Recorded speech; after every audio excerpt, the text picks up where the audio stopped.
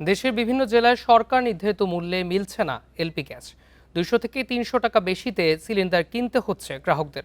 সম্প্রতি সরকার এলপিজি সিলিন্ডারের দাম 387 টাকা থেকে বাড়িয়ে 1728 টাকা নির্ধারণ করলেও হিলির বেশিরভাগ দোকানেই সিলিন্ডারের দাম রাখা হচ্ছে 1950 টাকা। এদিকে সিলিন্ডারের দাম বাড়ায় বিপাকে পড়েছেন সিএনজি অটোরিকশা চালকরা।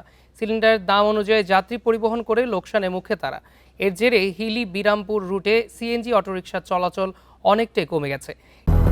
200-র বেশি সার্ভিস ও ফিচারে লেনদেনের সব বিকাশ অ্যাপে সম্ভব। এদিকে যশোরেও সরকার নির্ধারিত দামে এলপিজি গ্যাস মিলছে না।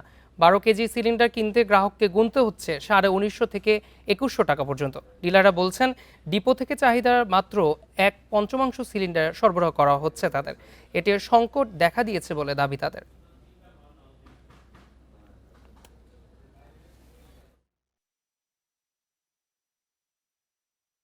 এমনিতে তো যাত্রী বাত্রী নাই, আর গ্যাসের দাম বাড়ে তো আরো মাথা মুথা খারাপ। বর্তমানে এখন আছে 80 টাকা গ্যাসের লিড। সিলিন্ডার 12 কেজি ছিল 1500 টাকা, এখন বর্তমান উমরা ট্যাঙ্কি আছে 1900 টাকা। এজন্য গাড়ি চালা আমাদের পত্তা হচ্ছে না।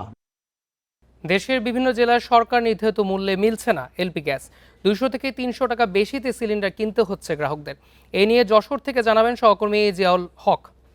জিয়াউল হক, যেমনটি আমরা সংবাদেও বলছিলাম যে মিলছে না এলপি গ্যাস এবং অনেক দাম রাখছে সিলিন্ডারের। এক্ষেত্রে যশোরের পরিস্থিতি কি, সেখানে কি অবস্থা দেখছেন আপনি?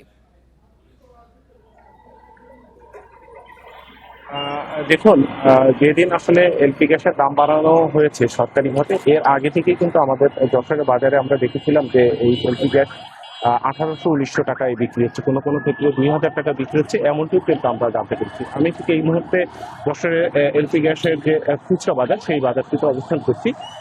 এখানে আমি এসে যারা দোকানি আছেন তাদের সাথে কথা বলেছি, প্রতিষ্ঠান মালিকদের সাথে কথা বলেছি। তারা আমাকে জানিয়েছেন যে ঠিক এই মুহূর্তে তাদের যে চাহিদা, এই চাহিদার মাত্র 1/5 তারা পাচ্ছেন, এবং সরকার যে নতুন দাম নির্ধারণ করে দিয়েছে 1728 টাকা, সেই টাকা অনুযায়ী কিন্তু তারা ডিলার পয়েন্ট থেকে বা ডিপো থেকে কিন্তু তারা এটা সংগ্রহ করতে পারছেন না।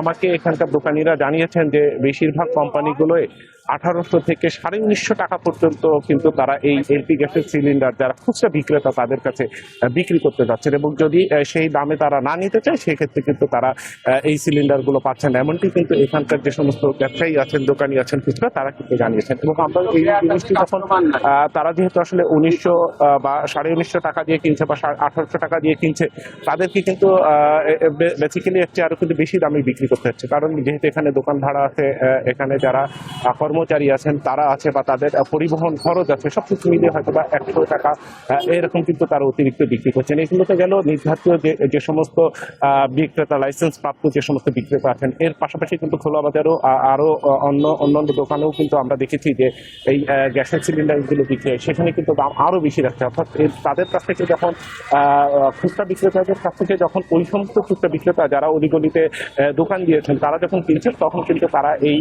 গ্যাসের সিলিন্ডার 2100 টাকা, 2050 টাকা বা তার চেয়েও কিন্তু বেশি দরে বিক্রি করছেন। এমনটি কিন্তু আমরা এখনো পর্যন্ত পেয়েছি, এবং এ ব্যাপারে এখনো পর্যন্ত প্রশাসনিক যে পদক্ষেপ সেটি কিন্তু আমরা যশোরের বাজারে দেখতে পাই।